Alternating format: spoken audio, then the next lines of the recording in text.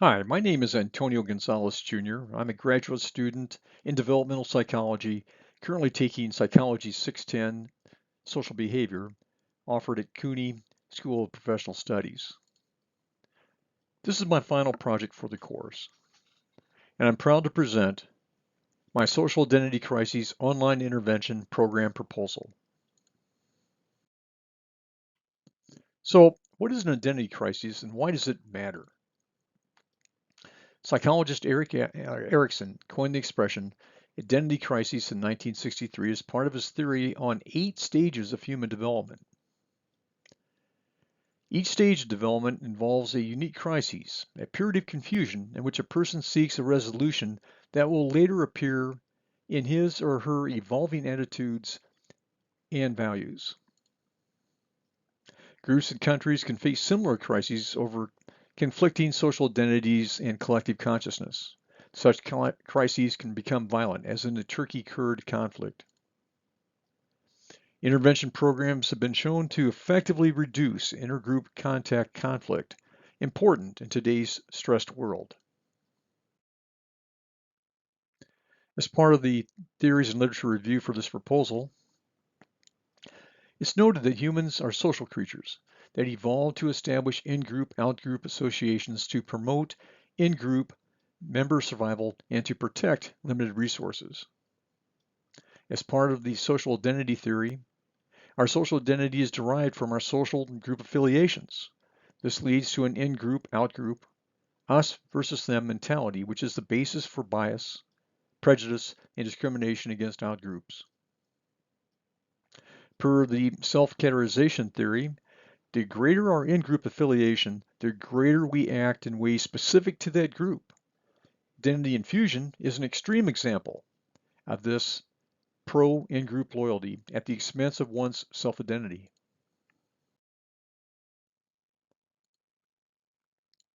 Pascoe found that interpersonal discrimination has very negative and harmful effects on marginalized outgroups as targets of prejudice.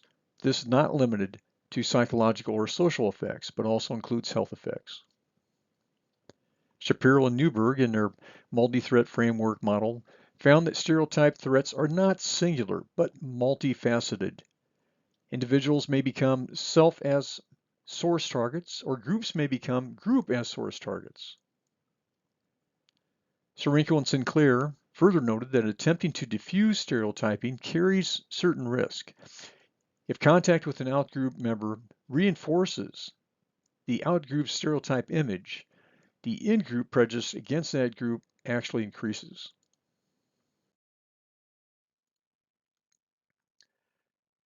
There are 4 primary intervention approaches that are used to improve intergroup relations. The first, as noted by Petgirl and Trope, found that positive, repeated small in-group, out-group interactions consisting of 1 to 2 members each resulted in a reduction in intergroup prejudice. And DeVito, per contact theory, found that this interaction did not need to be in person. That's an important thing for us to note. Second, recategorization can successfully subordinate us versus them thinking to a higher we together collective thinking for the sake of achieving greater common goals. Gertner proposed a common in-group identity model along similar lines, but emphasized intergroup commonalities and why those are important. Third, increasing in-group awareness of implicit prejudice and stereotyping has shown success in reducing bias. And fourth, direct intervention using if-then action strategies has proven successful in reducing implicit unintended racial bias by raising awareness.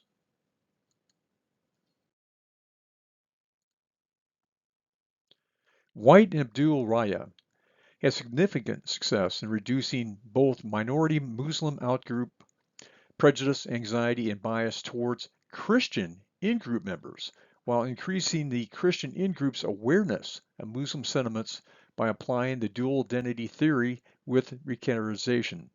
Small 2x2 teams consisting of members from each group successfully work together remotely on important conservation projects. Friendships, trust, mutual respect, and interdependencies all developed over time while each team and each group maintained its respective unique social identity. Role model invention is shown to improve group as source performance when under stereotype attack. Likewise, self-affirmation training is shown to improve self as source performance when under stereotype attack. This should be noted.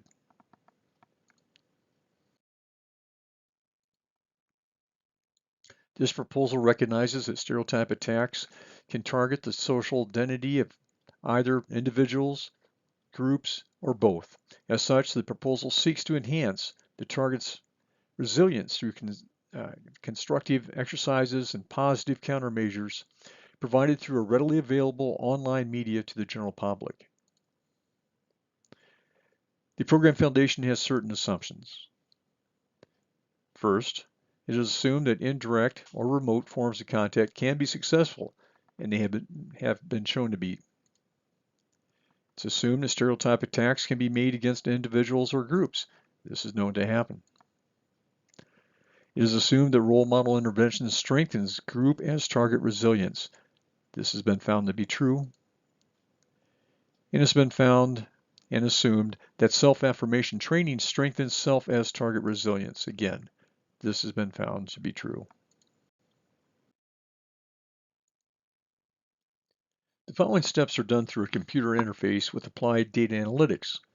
Remote human counseling is available but is not required during the initial steps. 1. Identify the group or individual requiring intervention. This is done through online testing and questionnaires.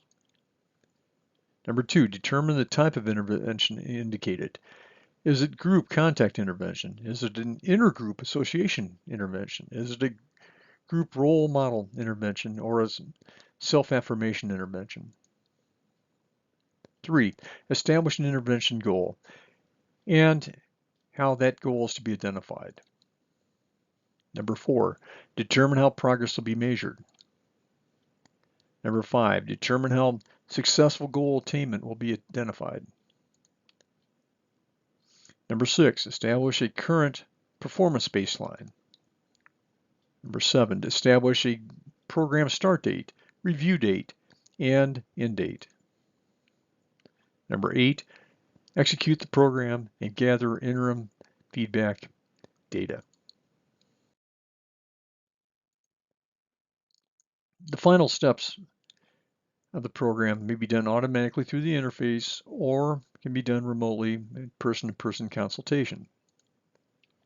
Step number 9, evaluate the results, record progress, provide feedback and recommendations. Number 10, follow suggestions to improve performance and reiterate the process or elect to conclude the intervention.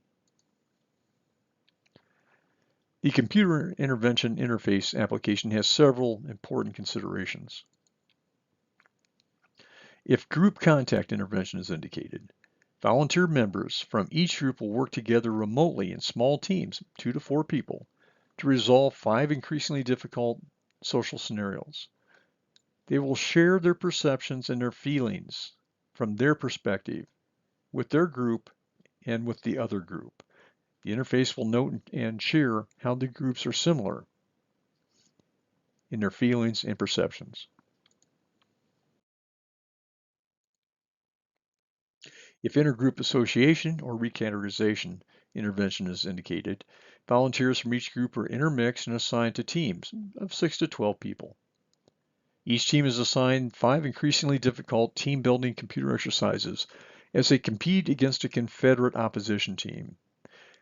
The interface ensures that the mixed teams succeed when they work together. If group as target intervention is indicated, the group is assigned 5 increasingly difficult online tasks while under simulated stereotype attack. Each task has a unique role model for success. The computer interface ensures group success when they follow the role model example. Lastly, if self as target intervention is indicated, the individual is assigned 5 increasingly difficult online tasks while under a simulated stereotype attack. Self-affirming exercises are prompted by the interface before each task. The interface ensures success when the individual applies his or her training. In conclusion, social identity crises reflects cultural bias, prejudice, and discrimination. Research has shown that interventions can reduce these negative impacts. Furthermore, studies have shown that indirect or remote interventions can be successful, as shown by Davidio and by White and Abdul Raya. Dual identity models combined with recategorization principles appear to offer the best balance of we, us together intervention perceptions and actions with their many implicit in-group benefits, while at the same time maintaining important out-group social identities. The intent of this online intervention program proposal is to make such interventions readily available online to the general public through the Department of Health and Human Services, HHS. Thank you for your time and consideration. Have a good day.